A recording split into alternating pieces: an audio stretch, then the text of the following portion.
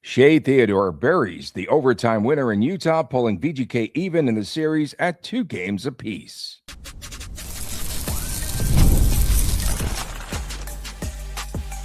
You're Locked On Golden Knights, your daily podcast on the Vegas Golden Knights, part of the Locked On Podcast Network, your team every day. Hi again, everyone, from Las Vegas. Tony Dasco and Chris Gawlik reporting. Coming up, a recap of a wild Game 4 in the series, one that the Golden Knights tried to give away.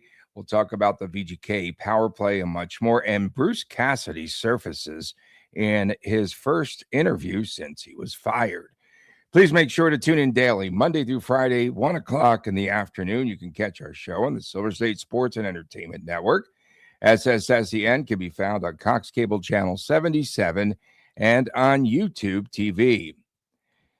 Shea Theodore, who was on the ice for a game-high 33 minutes, 52 seconds, pots the winning goal in overtime late in OT with just 52 seconds remaining, and the Golden Knights win 5-4 as they tie up the series, Chris, at 2 games apiece. They'll head back home for Game 5 on Wednesday. Mammoth goaltender Karel Vejmelka lost his stick in a scramble in front of the net, and Jack Eichel got the puck to Theodore, who finished on the play. Eichel said he saw Barbashev, took a look at him, a glance at him first, and then got it through to Theodore, and he finishes it out. The walk-off for the Golden Knights, and Eichel said that it was a resilient team effort. People were dragging Jack on social media all throughout the game, and Golden Knights had 5 goals. Eichel had 3 assists, 14 wins, 15 losses in the faceoff circle, but many important defensive zone faceoff wins, clean faceoff wins. So Eichel was not going to allow this Golden Knights team to lose no matter what Utah threw at them. The Golden Knights had thought that they won the game earlier in the overtime period. Pavel Dorofeev, the goal taken off of the board after a review showed that Jack Eichel was offside. And post-game on the radio, he said, yeah, I should have dragged my right foot a little bit longer.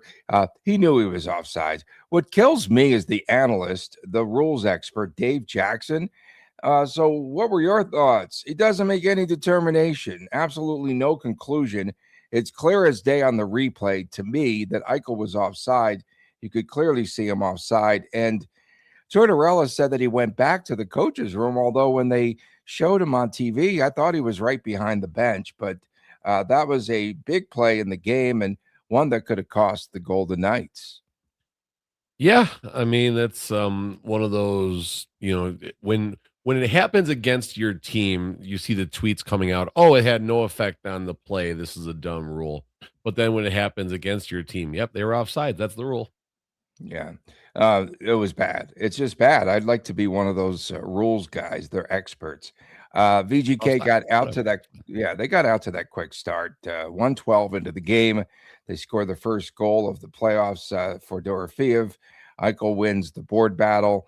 I even got a text last night that said, I'm not seeing it. Eichel isn't playing well yet. He's got 3 apples in the game. Yeah, you said the same thing, but not sure if Barbashev meant to pass that puck over to Dorofeev. Excuse me, sort of a pass, but he gets it and it slams through the back door. And Carcone had that wide open look there on the power play early that could have tied the game. Then we saw Howden scoring the shorthanded goal. Vejmelka gave up the puck to Marner on that play. And in the corner, Marner collects it, gets it to Howden. Beautiful play. Backhand to forehand, 2-0 VGK and 1. And I think you tweeted out 8-1 early on in that first period, high danger shots for the Golden Knights. And then Cole Smith, let's talk about them going up 3-0 on the redirect there early in the second. Then after that, they're up 3-0 and they can't handle prosperity real fast. I just talk about resilience. I mean, look at this Utah team. Surprisingly, I think they just keep battling. which we didn't know how they would react here in this series and what have you. I thought they did a real good job in getting back. Was that turnover to start things off on the scoring by Hanifin? Yes. Yeah, it was Hanifin, right? No. I thought you were going to say something bad about the turnover, so I just answered before. No, just yes. No, the answer is yes. You're the rules expert. Just say Dorofeev was the turnover. So Schmaltz scores because VGK could not clear the puck. Then Ian Cole on his goal, I don't know if you caught it, but he's tapping his stick on the ice because he's wide open, calling for the puck, and then they get it to him at the top of the circle, and he scores that goal again. He beats the Golden Knights, and Carter Hart goes to the corner on the glove side. So 2 goals, 29 seconds, and then they come back, and then Carcone scores on a blast short side. Clayton Keller scores off of Theodore. Utah had a sequence in which they just kept blocking a lot of shots, but they couldn't really clear the zone. And then we saw Hanifin with that shot and the tip in by Howden, and that tied things up in this game. A lot of goals. Someone bet the over. I haven't bet on hockey in like 2.5 years, something like that. And I just had the wild oats, and it was 5 and a hook, right, when we were on the air. But when I put in my bet, the total on the game was at 6. I just thought the pace would pretty much dictate a lot of scoring in this game last night. But what were your thoughts on just VGK jumping out to that lead, but then they couldn't hang on to that lead and almost blew this game? Utah's a good hockey team, and I think Brett Howden summarized it up well. They asked him about the question. I forgot the frame of the question, but it was, it sounded like, hey, why did you guys let him back in the game? And Howden's like, they had a push. They being obviously the Utah Mammoth had a nice push right there, but it's just an example of doing the little things right. Dorofeev, if he simply chips that puck up the ice, take an icing, chip it high off the glass, don't even take an icing there. Just put it up the boards a little bit, put it out of danger. I don't think we're talking about a game that goes to overtime. I think we're talking about a Golden Knights route where they win by multiple goals. And it's just an example of how quickly things can turn. I said to Chris, we're watching the game right after Utah scored the first goal. I said, hey, this is where the Golden Knights got to be really careful. Can't give up a quick one. And sure enough, that shot from distance, it was a great shot. Great shot. And Hart's not doing anything on that one. Mm-hmm. And then all of a sudden, here we are. Utah charges out to a lead, shades of 2019, the not a major circumstance where the Golden Knights couldn't stop the bleeding, but they found a way to score not just once, but twice in the overtime. And all of a sudden now momentum is back on the Golden Knights side. And I'm assuming they're pretty heavily favored in the series now. Yeah. Goaltending. Carter Hart, you tweeted something out about him today, I think early. Yeah, no, I just put this out there as kind of some morning thinking here. So let's talk about a couple things here. Number one, right now, 20 goalies have logged minutes in the playoffs. Goals allowed per game, Carter Hart ranks 14th. Save percentage 14th. Goals saved above expected per 16th. Goals better than expected 15th. 308 goals against and an 886 save percentage. What's interesting is this, not same, but this Golden Knights team, back when goalie by the name of Logan Thompson was on the team, Logan had the Golden Knights 2-2 against the Dallas Stars, put up a 921 save percentage and a 235, and that wasn't good enough. That was not good enough. This team went to Adin Hill that series, and we know how things played out. Adin had a very good series as well there. So I guess you look at two things. One, how much does this team love Carter Hart, and how much does this team hate Adin Hill right now? And how much, man, that love affair between Tortorella and Carter Hart, man. This is getting... If the Golden Knights are going to make a serious run, Carter Hart or whoever the netminder is has to put up significantly better numbers, or this will catch up to this team if they advance past Utah in the second or third round. And there will not be a fourth round if Carter Hart is, south of a 900 save percentage. Was that Cole Smith who knocked away Vejmelka's stick there? He lost his stick on the game-winning goal. It was the Arizona. Oh, it was He was Ian the Cole. Utah defender. It was Ian Cole. It was Ian Cole who did it. Yeah, wrong Cole. His own man. Yeah, well, there are a couple of them. There shouldn't be in the stupid series. Coming up next, VGK went, no Coles. VGK went 0 for 4 on the power play last night. Why wasn't the power play unit clicking? We'll get to that as we return on Lockdown Golden Knights. Workplace chaos, deadline stacking up, inbox overflowing, and the one position that you have to fill, it's still sitting open. When the pressure's on and you need that right hire, and right now, this is a job for sponsored jobs. Indeed, sponsored jobs. It helps you to reach the people who actually fit what you are looking for, the skills, experience, location, so you're not just hoping the right candidate stumbles across your post. And here's a stat that says it all. In the minute I've been talking to you, companies like yours made 27 hires on Indeed. That's right. And that's according to Indeed data worldwide.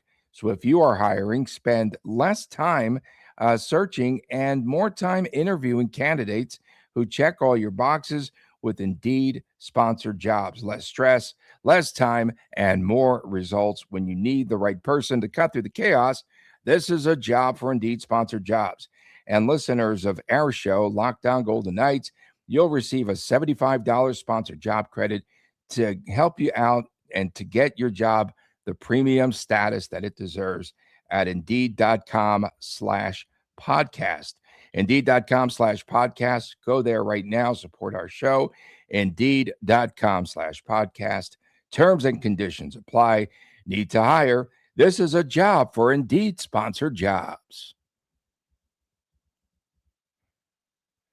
Back on this edition of Lockdown Golden Knights, Tony Dasco and Chris Gawlik from Las Vegas.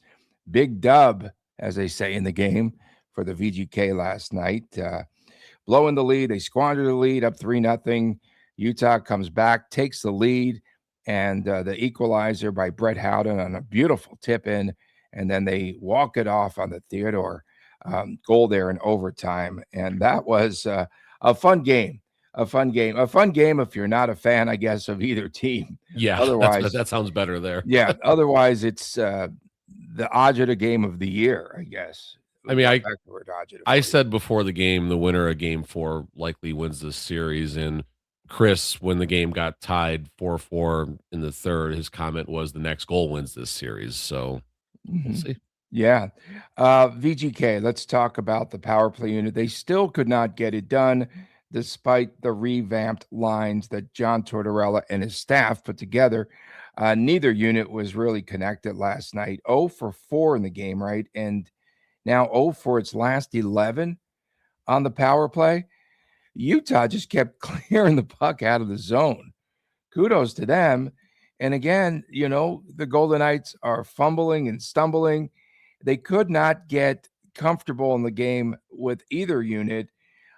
Your thoughts on why it wasn't clicking and what changed with that actual structure or approach? It's tough. I mean, I go back to the third period power play late in the game, or it might have been the overtime power play when Marner went back to the top unit, but not as the quarterback. He went on the right elbow, which is where I've been dying to see him. And they could not break out the puck. They took an icing. There was no real high dangers in there. Tortorella is spinning the dials right now and trying to find something that works with one of the two power play units. And it looked like he even started the second power play unit a couple of times yesterday. So concerns right now, power play, and obviously some players got benched. I'm sure we'll hit that in a second. But special teams are of vital importance right now. And I mean, if you look at it like this, if there's a glass, and we're talking about the Golden Knights are minus 164 to advance on FanDuel right now. So you think about that, that's pretty nice considering this team was plus 142 yesterday or something like that before the game. I did say if you were in Vegas, you said you take them at plus 142. Absolutely. And then now if you want to hedge out, you can bet Utah on Game 3, and you're at a good spot either way with your bets there. So Two concerns right now. Number one, of course, is going to be, or maybe it's 1A and 1B right now, the entry of 1A and 1B at Low Sal tonight. But 1A is going to be the power play, and 1B is the goaltending right now. Low Sal, the lowest of the low with those quarter horses. I went there one time. I went there once too. Yeah, after Disneyland, I got the urge. I got the itch. Yeah, that's Desperadoville. Yeah, and you left with a rash. I left with a rash. Special teams, not a total fail for VGK because they scored the shorthanded goal by Brett Howden. So that was positive there. Great play by Marner, absolutely. So I told you yesterday that John Tortorella does not care who he sits. Remember, I went off, had this whole soliloquy. He pretty much benched an ineffective burrito guy, Keegan Keegs, as somebody calls him, Keegan Kolesar, who played only 10:33 in the game. Tomas Hertl also in the doghouse playing just 11:39. He's not even in the doghouse, Tony. He's lower than that right now. He's low. He hasn't made a mistake. So he's worse than a mistake right now. If you aren't effective, you're not getting on the ice. End of story.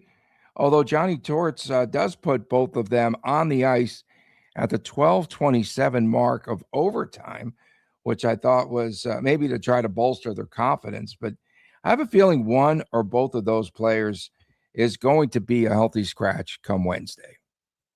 You're not scratching Hertl because he still does bring a lot of value in the circle. 4 wins, 3 losses.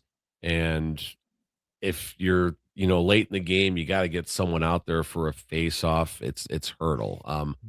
Kolesar, game 1, he was hitting everything that moved. I thought Kolesar had a very effective game 1 in being a menace out there. And he went back to, being a ghost this last game here. And this is where we'll obviously talk about Cassidy in the third segment. But if all being equal, is Hertl playing more? Are the Golden Knights in a worse spot because of that? Is Kolesar getting, a standard rotation?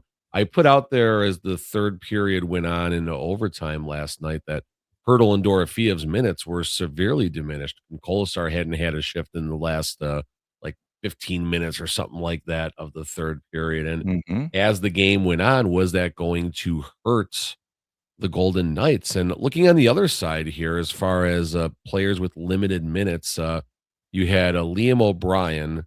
He had 8-11 for Utah. And JJ Peterka, this is a developing story. He only had 10-18 time on ice. So curious why Peterka wasn't out there as much. So Utah did have some players that were playing limited minutes as well. What a time if Hertl, he's not getting scratched, I don't think, but what a time if Hertl can bounce back and score the first goal, game 5 Wednesday night, which will be at 7 p.m. local. I saw that get announced last night, which makes me happy because we got a hockey game that ends about 6:00 in Henderson, so we can jet right down and, be there for game 5. So we're excited. We're stoked. I'm telling you, Tortorella is no joke. And if they're not producing, they're going to sit. And he proved it last night. And is Carter Hart producing, Tony? No, I didn't think the goaltending on both ends was terrific last night. Well, obviously, you give up 9 Vejmelka looked really good early in the third for about 13 minutes. He got off to the rocky goal. start. What are you going to do? And then his own teammate takes his stick away. Cole Smith, in the absence of Kolesar, 10 hits in the game last night, which I thought was a really good game for him. And then 17-11 time on ice. That's good. Yeah. Line 4, paging line 4. Line 3. Continue. Line 3. I was looking at the hockey. I was looking at the hockey stat card. Mitch Marner next to last. Riley Smith, yeah, below him. And then for defenseman, Caden Korczak. He looks kind of lost out there. I'm not going to lie. I think he's struggling. Yeah, it's it's not an easy situation for him. And Lazon's been behaving. I haven't really seen him in the middle of a whole. No, he's not doing anything. I thought about that because that's the pairing. They're at the bottom of the stat card, but you look at their overall score and how they come to that number. And it's not like they're, a -1, -2 or anything like that. They're pretty close to flat. So that's the more important thing. Someone's got to be on the bottom of the defense, and Korczak was, but his overall impact on the game didn't seem too bad, or Luzon or McNabb, who are right there with him. Yeah, Luzon, he of the exploding twig. He had that shot and the stick. McNabb had a magnificent block. I think it was the second or third period where he dropped down and saved a goal. I forgot what it was, but it was magnificent. Coming up next, Bruce Cassidy surfaces. We'll talk about it on Locked On Golden Knights. Spring is here. Weddings, trips, rooftop hangs, basically a lot more photo opportunities, a lot of photos being taken.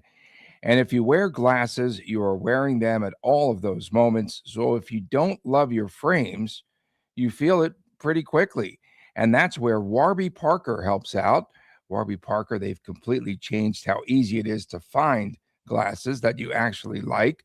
Their virtual try-on, that's pretty cool. It lets you see how frames are going to look on your face right from your phone. Just point your camera and you can try on tons of styles in real time. And I was able to try on different styles virtually and actually feel confident in what I chose before I even order. The frames look great. They feel like they're high quality, and you'll get a ton of compliments wearing them out. And honestly, for the price, it's so hard to beat. Prescription glasses start at just $95, so you're not sacrificing style or quality. And I also like that they have everything in one place: glasses, sunglasses, contacts, even eye exams. So it just simplifies everything. It's the perfect time to upgrade your glasses for spring. Buy one prescription pair and you'll get 20% off of any additional prescription pairs at warbyparker.com/LockedOnNHL. 20% off additional prescription pairs. Just go to warbyparker.com/LockedOnNHL. Thanks for making Locked On Golden Knights your number one listen of the day. And thanks for making Locked On the number one sports podcasting network. It is time now to sign up today for the Locked On Everydayer Club. You'll receive ad-free audio, access to our members-only Discord, and much, much more. It is all built for our most loyal fans. LockedOnPodcast.com/everydayer. Join our Locked On Golden Knights community today. Bruce Cassidy, he surfaces. He appears on Leafs Morning Take on Monday, and it was the first time we've seen him in any media interview since being fired, with those 8 games remaining in the VGK season. About his firing, Cassidy said, "We know the Golden Knights had a poor March, but the timing of his dismissal," he said, "caught him off guard." Yeah, I mean, that's fair, and it was very off guard, although it was not the most off guard, if you will. It wasn't the last coach of the year to get fired. That honor or dishonor, of course, went to Patrick Waugh. Oddly enough, DeBoer is the one who replaces Patrick Waugh. Cassidy's the one who replaced DeBoer, so they're connected, I guess, in some very strange way with some dishonorable moments there. But yeah, I mean, was it the right move? Was it not the right move? I think it's the right move. I think this team is still in a better place.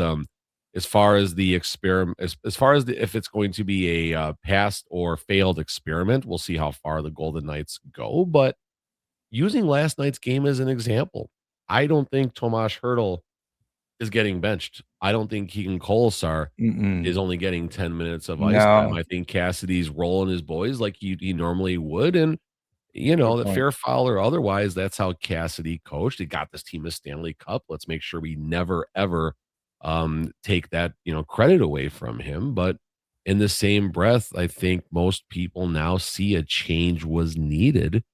And I don't think Tortorella had his best game last night. He tried to spin the power play dials, didn't get anything out of them. But the same breath, this team is now favored again to advance. It's a sprint to 2 instead of a marathon to 4, and the Golden Knights are a strong favorite in the betting circles at a -164. Which coaching vacancy currently would fit Cassidy best? He said the market, the team, do they have a chance to win a cup? All factors. Plus, his two kids are in school, so he wants to make sure that he gets good schooling, a good school system for them. Currently, looking at jobs that are open, Columbus, the Kings job, Edmonton if they fail with Chris Knobloch, Toronto. He was on with a Toronto group there and that broadcast yesterday. So just curious if that was maybe, just his entree into, hey, there's could be something happening up here. Do you think you'd be interested? And he was asked if he ever thought about coaching a team in Canada. I His like his eyes lit up. response. He said it would be cool to win a Stanley Cup in Canada, eh? His eyes lit up, and you can see his passion lies in, going to a, potential Canadian team and the pride of being a Canadian and what it would mean to his personal legacy if he could be the first coach to bring the cup back to Canada in 30 plus years now. And I mean, there's really only one option for that, and that's Edmonton. And that team seems like they're in disarray right now. McDavid is absolutely miserable. You look at how they lost that game, just an absolute. We haven't even had a chance to talk about that. It's been so crazy with BGK stuff. But, I think that's where Cassidy's eyes are. And the one thing I did find interesting is Cassidy did not hold back too much. He was very even in the interview, didn't give a whole lot, but he did make the comment. You saw him kind of like, well, Vegas will do anything to win and whatever it takes to win. And they made their decision. And the way he said that, like you can tell, he was on the right side of that sword for the last, 4 years now. And now he's on the wrong side. He's like, oh, they got me. Yeah, exactly. Like they'll get everyone eventually. They'll get every coach. You're not going to leave on your own accord from Vegas. We've figured that They're out. not getting Jay Woodcroft. Screw him. He had said there that he wants to go somewhere where he could win another Stanley Cup. He said that's what motivates him.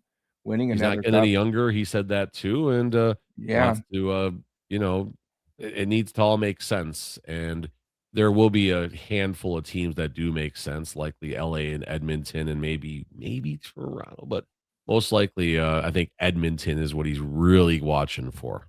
Yeah. We'll see. We'll see there. It's pretty interesting, but he'll be back. That's for sure. And I don't think that there was a ton of bitterness there in what he was saying. He did hold back a little bit there. Yeah, but he understands the game. He knows. He respects it. He gets it. We appreciate you tuning in. Make sure you sign up for the Locked On Everydayer Club. You get all those benefits. Join the Locked On Golden Knights community today. LockedOnPodcast.com. See you tomorrow right back here.